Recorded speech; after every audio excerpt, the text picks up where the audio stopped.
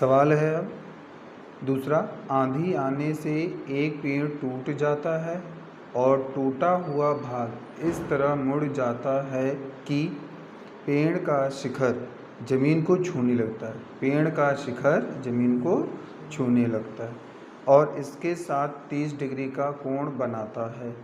पेड़ के पाद बिंदु की दूरी जहाँ पेड़ का शिखर ज़मीन को छूता है 8 मीटर है, तो पेड़ की ऊंचाई ज्ञात कीजिए। यह है सवाल।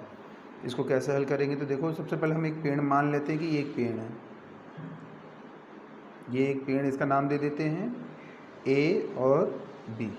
ठीक है, पेड़ ए और बी है। ए पेड़ का शिखर हो गया, बी इसका क्या हो गया, तल हो गया, पाद बिंदु हो गया। ठीक, मान लेते हैं कि पेड़ यहाँ से टूट गया, इसको सी ले लीजिए, ये टूट गया। अब जब ये पेड़ ऊपर के यहाँ से टूटा तो ये ज़मीन पे गिरा, तो ये ज़मीन का शिखर है, जो ए है वही यहाँ पे गिरा, तो इसको मान लेते हैं इस शिखर को हम डी। और जब हम इसको पेड़ के पाद बिंदु से मिलाते हैं तो इसकी दूरी कितनी सवाल में दे रखा है, 8 मीटर, और इनके बीच का कोण कितना बन रहा है, 30 डिग्री। 30 डिग्री कोण बन रहा है। तो पूछा गया है कि पेड़ की जो संपूर्ण हाइट है ये कितनी है, पेड़ की संपूर्ण हाइट कितनी है, ये आपको बतानी है ना। तो अब लैंग्वेज क्या बनाएंगे? तो लैंग्वेज में देखो, माना पेड़ की ऊंचाई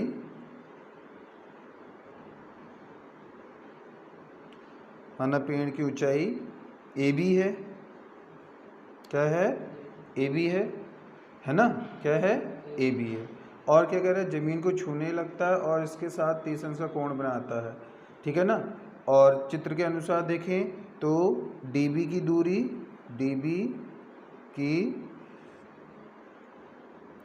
कितनी है, 8 मीटर, 8 मीटर है ना। अब पेड़ तो ए से बी तक है, अगर यहाँ से ये टूट रहा है तो ए सी, तो मान लेते हैं ए सी पेड़ की जो ऊंचाई है x मीटर, तो बी सी क्या होगा, y मीटर मान लेते हैं, है ना। तो अगर ये x मीटर है तो यही हिस्सा टूट के तो इधर गिर रहा है, जो इस चित्र में कण दिख रहा है, तो ये भी x मीटर होगा। तो हम यहाँ चित्रानुसार लिख देंगे, चित्रानुसार क्या लिख देंगे कि ए सी बराबर सी डी x मीटर। ठीक है, और बी सी कितना है बेटा, बी सी बराबर y मीटर। ठीक, अब कोण कितना था, एंगल सी डी बी, जिसे हम उन्नयन कोण कहते हैं, सी डी बी बराबर 30 डिग्री, है ना। तो चूँकि पेड़ एक खड़ा है तो ये 90 डिग्री का एंगल बनाएगा। जब 90 डिग्री का एंगल बनाएगा तो हम एक त्रिभुज ले लेंगे, उस त्रिभुज को क्या नाम देंगे, त्रिभुज सी बी डी में, त्रिभुज सी बी डी में, समझ में आ रहा है, जिसमें एंगल बी क्या है, 90 डिग्री। अब हमें या तो त्रिभुज के अनुसार देखें तो ये लंब हो गया, ये आधार हो गया, ये कर्ण हो गया, तो ये दोनों एक साथ निकालना पॉसिबल नहीं होगा, तो हम ये बट्टा ये निकाल सकते हैं। अगर हमने लंब बट्टा आधार लिया तो कौन सा अनुपात बनेगा, 10 का। तो चलो बी सी बट्टा, त्रिभुज में था बी सी बट्टा डी बी, जिसे हमने क्या लिया था, 10, और एंगल कितना था आपने देखा था, 30 डिग्री। तो आप बताइए कि 10 30 का मान कितना होता है। तो चूँकि 10 30 का मान कितना होता है बताइए, 1/√3 होता है। 10 30 का मान 1/√3 हम यहाँ पे रख देंगे। और बी सी का मान हमने क्या लिया था, y माना था, और डी बी का मान कितना आया था, 8, और 10 30 का मान कितना है, 1/√3। तो हम ऐसे क्रॉस मल्टीप्लाई कर देंगे तो ये हो जाएगा √3y बराबर 8, y बराबर, इसको बट्टे में ले आइए तो 8/√3, इसे समीकरण 1 मान लीजिए। फिर पुनः त्रिभुज लीजिए, वही त्रिभुज, पुनः त्रिभुज, कौन सा त्रिभुज, पुनः त्रिभुज हमारा जो था वो था त्रिभुज सी बी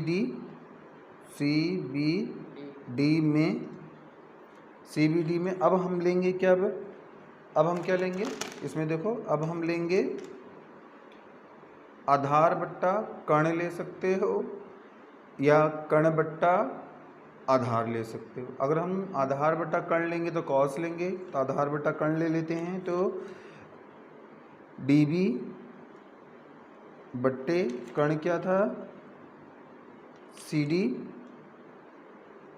बराबर कितना, कॉस, और कॉस की वैल्यू कितनी थी, कॉस का एंगल जो था 30 था, तो कॉस 30। DB का मान कितना था, DB का मान 8 मीटर, कितना 8, और वो x बराबर कॉस 30 का मान कितना होता है बताइए, कॉस 30 का मान होता है √3/2 होता है।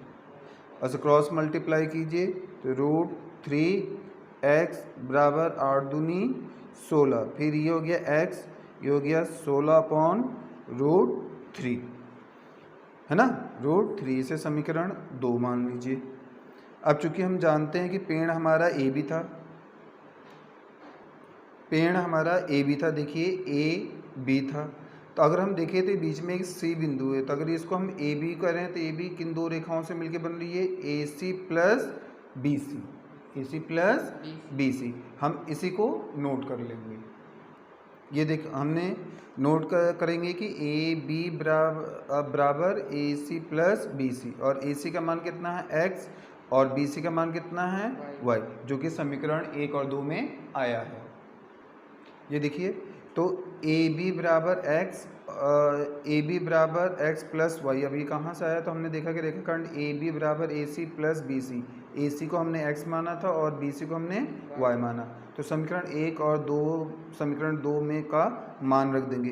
तो x का मान कितना आया था हमारा 16/√3 और y का मान आया था 8/√3। अब इसको हम जोड़ देंगे, तो हर समान है तो अंश को जोड़ेंगे तो 16 4 20 4 24, 24√3। अब हर का परिमेयकरण कर देंगे तो √3/√3, हर का यहाँ पे लिख देंगे हर का परिमेयकरण, हर का परिमेयकरण।